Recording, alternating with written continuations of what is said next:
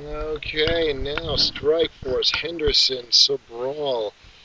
This one turned out to be, it was kind of the opposite. It was opposite day for UFC and Strikeforce, and Yeah, I don't think it helped the reputation of Strikeforce from your diehard MMA fans, talking about a lesser quality of MMA, and that there's some good yeah. reputable fighters. And remember, this is the first time, I don't know if it's the first time ever, first time in a long time, where they actually went head to head with two live events. Yeah, Because remember, first usually time in a while. it's a different day, and then Dana tries to throw on some recap. Yeah. But I mean, I think that honestly, the UFC is going to kill them in ratings. Well, the problem is always going to be Strikeforce is on Showtime, and that is a premium cable channel, so it's in far fewer Yeah, households than is Spike TV. While it's still a cable station, not a network, it's still in way more. A lot of basic cable yeah. setups include Spike Channel, and they're gonna dominate in that case. I don't know. So I don't know why they haven't talked about having another CBS show. I thought the ratings had fared fairly well.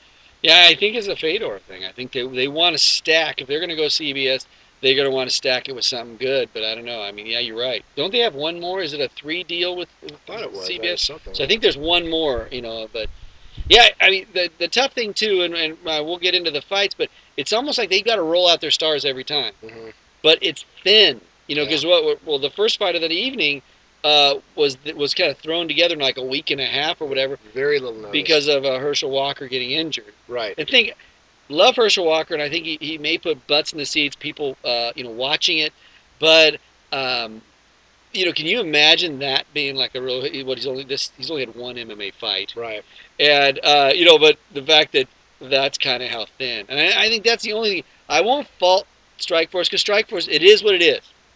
It is a small regional promotion that is getting bigger. But I just think that the problem is it's getting bigger. It's trying to play with the UFC with the big boys. It just doesn't have the money to get the stable of fighters. It's almost like every weight division is a round robin tournament. Yeah. I mean, if you, I mean, It kind of I is. love Babalu Sabral, but really, when you look in the big picture, I can no disrespect ever to Dan Henderson because he was competing at a high level at the UFC. But remember, Babalu kind of fought his way out of the UFC. Yeah. Yet he's here. He's a title holder. You got guys, what the fight that they Simtex Daily. This is his first fight, and they're already saying, "Who do you want next? KJ News? You want? Oh, not that I'm sure if I blew it for you there, but who do you want next? Do you want KJ News or do you want Nick Nick Diaz. Diaz?" And that's it. The popcorn vendor. You know what I mean? Who else is? There's like three people fighting in this weight division. You know what I mean? Just being honest, but you know what? I will always, as far as maybe the level that first fight, maybe the level of MMA was a little lower than we're used to, but I think right now it was kind of a subpar UFC show, the fight night. So this one, it was like Jolt Cola. It was like the Monster drink. It was just pure energy, pure excitement. Just man, that I thought it was good. I'm not over there. I'm not going to get all snobby and say, oh, you know what, the technique wasn't there. Straight ass kicking, and you and I have never laughed so hard at some of the. I mean, seriously, dude, I was getting lightheaded, and I know it's morbid, but some of the positions that happened. I I mean, know yeah, for the knockout. That's very true. Well, it opened up with Ovin St. Preux taking on and defeating Benji Radach, unanimous decision in this one. And Radach, and this was the one that was thrown together to replace the Herschel Walker fight, about a week and a half. And Radach normally fought at middleweight in the past. He hasn't fought, first of all, I think it's been a year and a half or so. It's been a while since he's fought. Benji, Yeah, and he looked like. I mean, and it he like looked like he was packing on the weight for a well, reason. 20 Yeah, extra because pounds, and it wasn't. right here. Wasn't muscle. Yeah, it wasn't in. It was in all the wrong Dunlop. places. And the thing that I thought this was one of the poorest refereed Yeah, fights. really. It could have and should have been called a TKO. So many times, Ovens, who's a former Tennessee football player there, Mm. uh, was Radach was on his stomach, just covering his head, not trying to get out of that position, not trying to intelligent. He was trying to defend himself, but he wasn't Yeah. intelligently defending himself to get into a position where he can get out of that or fight back. It should have been stopped, and the guy sustained more damage, more.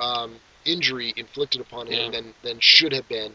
And I think that was a travesty to see that fight go on as long as it did. You know, what's interesting about that was, I think Radach would have been fine with it being stopped. And Oh, yeah. and trust me, I'm Well, a when guy. you're laying like that, you're not saying, what? You know, come on, let's go. Yeah, you know, I mean, my thing is, you know, I like fights to go on. You know, as far as, you know, give the fighter a chance. You know, and of course, if he's being knocked out. Now, Radach wasn't being knocked out, of course.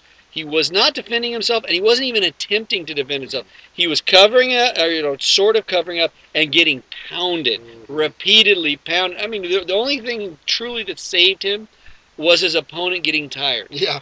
You know, and I mean, but I think that he was seriously. If the referee would have stopped it, he'd have been, oh, cool. Yeah. I mean, he give him credit. He did last 3 rounds, but I'll tell you what. Every time he got hit, he just went, ah, boom. Yeah. And Now, he had a couple of chances Yeah. where he started throwing and connecting a few times. But if you hit him, he curls up in mid-flight, dude. He did Like kind kind of like those cartoons, like where the road just ends and like. and you're running and then you fall. Yeah. Yeah. But Yeah. I mean, he wants down. But I mean, I guess like you know, we're getting a little, you know, a little crazy because of the fact that we had just sat through the UFC. We were Oh, my a little Lord. stir crazy, and we got this. But you know, we were kind of laughing because you said, "Of course," because the ground is the safest place. Yeah, He's God knows he's not getting hurt on the ground. So it's like, all right, stop hitting me in the face when I'm standing up. I'm gonna go jump down again. Man, definitely not Benji Radach's finest moment. We've seen him fight like that. We've seen him where he gets hit, he gets in trouble, and he gets in that, he lays down and just covers up, and that's when he usually loses. Yeah, well, and that's what last time he fought. Maybe this was a Scott punishment. Smith. This is a punishment from that referee going, no. It's like, Dad, no, you're getting out of this, dude. You're gonna get your head pounded. So it's like in. throwing him into the deep end of how to swim. Mhm. Is that how you got to start kicking and flailing? Yeah, That's how exactly. you learn. Another fight, Antonio Bigfoot Silva defeating Mike Kyle via TKO punches, round 2, 249. And this one, Kyle weighed in at 219. He's a light heavyweight. Silva, you know, made weight at under 265. And this was originally, well, who knows what it was supposed to be. But the last one, it was supposed to be Valentino Overeem, the older brother. Well, because remember, Bigfoot has even been rumored to be in the hunt to fight Fedor. So I mean, it's been everywhere for this guy. And of course, we talked about earlier in the show that Todd Duffy was approached to try to get this one going. But Mike Kyle ends up stepping in and valiantly, but he's so outsized in this one.